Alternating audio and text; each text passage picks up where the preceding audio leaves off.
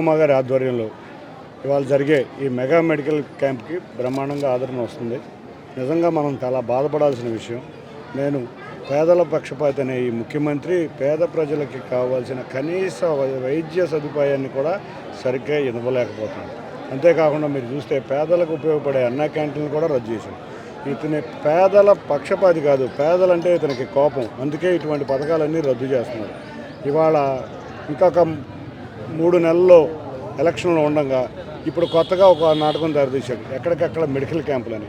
4.5 సంవత్సరాల నుంచి మెడికల్ క్యాంపులు పెట్టలేవా? ఒక 6 నెలల ఎలక్షన్ ఉండగా మెడికల్ క్యాంపులను మొదలుపెట్టావు. అక్కడ కూడా సరైన వైద్యులు లేక, సరైన మందులు లేక ప్రజలకి చాలా ఇబ్బందులు ఎదురవుతున్నాయి.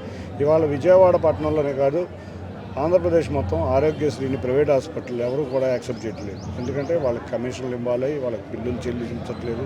కాబట్టి ఇటువంటి కనీస సౌకర్యాలు కూడా కల్పించలేదు ఈ ప్రభుత్వం. మా నాయకులను మీరు చూస్తే సొంత ఖర్చులతో మీరు చూస్తే చంద్రబాబు నాయుడు గారు కానీ, లేకపోతే పవన్ కళ్యాణ్ గారు కానీ, లేకపోతే బాలకృష్ణ గారు కానీ, భువనేశ్వర్ గారు కానీ, లేకపోతే బొండా ఉమార్ కానీ, కొన్ని నాయకులందరూ సొంత ఖర్చులతో ఎన్నో సేవా కార్యక్రమాలు చేస్తున్నారు. వారందరికీ ఒక్కటే, అధికారం ఉన్నా ప్రతిపక్షంలో ఉన్నా ప్రజల క్షేమమే వాళ్ళ ముఖ్య ఉద్దేశం. కాబట్టి ఇటువంటి నాయకుల అడుగుజాడల్లో మేము కూడా నడపడం మాకు ఆనందంగా ఉంది. పేదవాడికి అందని ద్రాక్షగా వైద్యం అయిపోయింది. తెలుగుదేశం హయాంలో ఆ రోజున ఎన్టీఆర్ వైద్య సేవ ప్రతి పేదవాడికి ఒక ధైర్యం, ఒక భద్రత, ఒక భరోసా ఇచ్చేది. గుండె ఆపరేషన్లు, స్టెంట్లు, లివర్ ప్రాబ్లమ్స్ కానీ, కిడ్నీ ప్రాబ్లమ్స్ కానీ, ఏ సమస్య వచ్చినా సరే పేదవాడు ఎన్టీఆర్ వైద్య సేవ కార్డు తీసుకొని కార్పొరేట్ హాస్పిటల్లో దర్జాగా ప్రభుత్వ ఖర్చుతో వైద్యం చేయించుకునేవాడు. వాళ్ళ దుర్మార్గమైనటువంటి జగన్మోహన్ రెడ్డి ప్రభుత్వం వచ్చినాక ప్రైవేట్ హాస్పిటల్ మొత్తం వైఎస్ఆర్ వైద్య సేవకి మూసేశారు.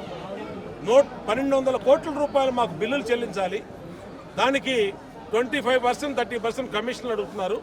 ఈ కమిషన్లు ఇచ్చి మేము ఎన్టీఆర్ వైద్య సేవ, వైఎస్ఆర్ వైద్య సేవ చేయలేమని చెప్పి వాళ్ళందరూ కూడా హాస్పిటల్లో వైఎస్ఆర్ వైద్య సేవ లేదని బోర్డులు పెట్టేశారంటే రాష్ట్ర వ్యాప్తంగా, ఇదే విజయవాడ నగరానికి సంబంధించిన అంశం కాదు, రాష్ట్ర వ్యాప్తంగా వైఎస్ఆర్ వైద్య సేవ మూసేశారంటే జగన్మోహన్ రెడ్డి సమాధానం చెప్పాలి.